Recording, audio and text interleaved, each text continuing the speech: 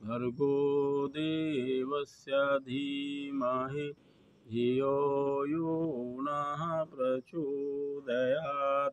ओम कृष्णाय वासुदेवाय हरे परमात्मने प्रणतक्लेशनाशाय गोविन्दाय नमो नमः। वन्दे राधापदाम्भोजं ब्रह्मादिशुरवन्दितं यत् कीर्तिं कीर्तनेनैव पुनाति भुवनत्रयम्। सभी भागवत प्रेमियों को राधे राधे। आइए आज पुनः इन आम्र पल्लवों के साय में बैठकर भागवत रस का पान कर रहे। अभी तक हम लोगों ने सुना कि ये राजा नहुष के पुत्र ययाति राजा बने। ये राजा नहुष आयु के पुत्र थे। पूर्वा के बड़े पुत्र आयु के पुत्र थे नहुष। नहुष के पुत्र थे ययाति, जो राजा बने क्योंकि बड़े भाई ने राजा बनने से इनकार कर दिया था। इनके दो विवाह हुए, शुक्राचार्य की पुत्री देवयानी से और दैत्य वृषवर्षा की पुत्री शर्मिष्ठा से। तो परीक्षित जी ने प्रश्न किया, सूत शौनकादिक संवाद तो चल ही रहा था। शौनकादिक ऋषि के प्रश्न का जवाब सूत जी दे रहे हैं और इधर ऐसा सुन करके परीक्षित जी के मन में जिज्ञासा हुई कि शुक्राचार्य ब्राह्मण थे और ययाति क्षत्रिय थे, फिर ब्राह्मण की पुत्री से क्षत्रिय का विवाह कैसे हुआ? परीक्षित जी ने प्रश्न किया, स्वाभाविक है। तो इस पर उत्तर दिए सुखदेव परमहंस जी ने कि ऐसा प्रतिलोम विवाह होता था पूर्व जमाने में। ब्राह्मण की पुत्री और क्षत्रिय, ब्राह्मण कन्या और क्षत्रिय राजकुमार से विवाह जो होता था उसे प्रतिलोम विवाह कहा जाता था। अनेक प्रकार के विवाह होते हैं।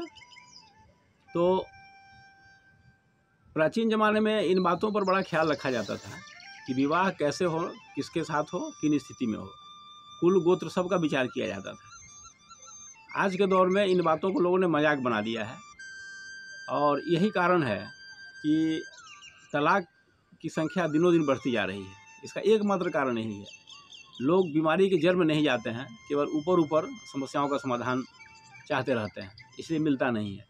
आज छोटे छोटे एक जिले स्तर के क्षेत्र के की बात कहिए, एक छोटे से ज़िले में प्रतिदिन अभी के दौर में 15 से 20 केस दर्ज होते हैं वैवाहिक संबंध में।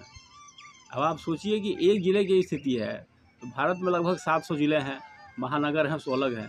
तो प्रतिदिन कितनी बड़ी संख्या में विवाह विच्छेद संबंधित, वैवाहिक समस्याओं से संबंधित केस आते हैं कोर्ट में। ये कितनी दुख की बात है। कैसे ब्राह्मण है शादी कराने वाले, लोग कहते हैं कि 36 गो से टिपर मिल गया, ये हो गया, वो हो गया। ये सब मजाक की बातें हो गई है। अब लोग गणना करने वाले विशेषज्ञ भी नहीं हैं और लोग इस बात का महत्व भी नहीं देते हैं। ब्राह्मण भी पैसा लेकर के गलत सलत काम करते रहते हैं, गलत टिपर मिला देते हैं लोगों का। एक तो अध्ययन भी नहीं है, अगर थोड़ा बहुत है भी तो पैसे पर बिक जाते हैं। और यही कारण है कि इन इतने महत्वपूर्ण चीज़ को लोगों ने मजाक बना दिया है और इसी का परिणाम है कि आज विवाह विच्छेद की संख्या बढ़ती ही जा रही है, बढ़ती जा रही है रात दिन। खैर, ये तो भगवान की लीला है, क्या कहा जाए इसको। लोग लेकिन सावधान रहें इस मामले में। और पारिवारिक जीवन छिन्न भिन्न हो रहा है आज के दिनों में। हम लोग देखते हैं अपने समाज में, रात दिन देखते हैं। और न्यायालय में भी हमें काम करने का मौका मिला है, वहाँ भी हमने देखा है कि अच्छे अच्छे परिवार के लोग विवाह विच्छेद करते हैं और सुखी जीवन नहीं जी पाते हैं। सर्वसंपन्न होते हुए भी, ऐश्वर्य संपन्न रहते हुए भी उनके होठों पर मुस्कान नहीं है। इसका यही सब कारण है। तो विवाह संबंध हमेशा सोच समझ करके, कुल का, गोत्र का, ये सब बातों पर ध्यान रखा जाता है। ध्यान रखकर जो करेगा उसका जीवन अवश्य सुखी रहेगा। तो इसका उत्तर दिया सुखदेव परमहंस जी ने इस प्रश्न का कि कैसे दोनों का विवाह हुआ। इसके पीछे एक बड़ी सुंदर कथा है। इसके पीछे कहानी में भी कहानी है, कथा में कथा है। तो इसमें यह है कि दानवराज वृषपर्वा की पुत्री थी शर्मिष्ठा।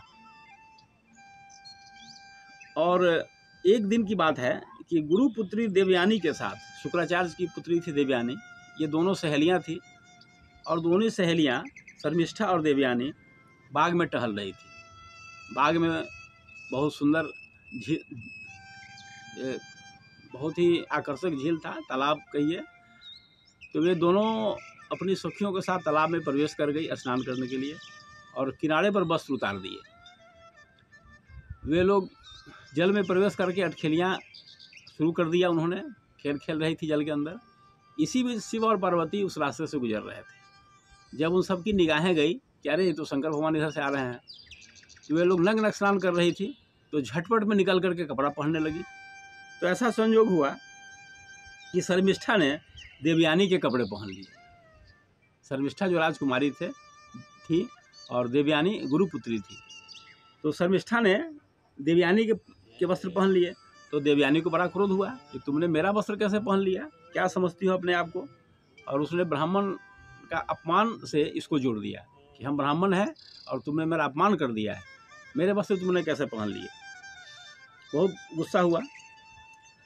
तो इस गुस्से पर शर्मिष्ठा को भी गुस्सा आ गया और शर्मिष्ठा ने भी बहुत, वो भी तो थी राजकुमारी होने का एहसास उसको भी था। उसने भी बहुत भला बुरा कहा और ये भी कह दिया कि तुम्हारे जैसे लोग तो मेरे दरवाजे पर रोटी का इंतज़ार करते हैं। गुरुपुत्री को ऐसा कह दिया उन्होंने, जो कि नहीं कहना चाहिए। तो इस पर बात आगे बहुत बढ़ गई। बात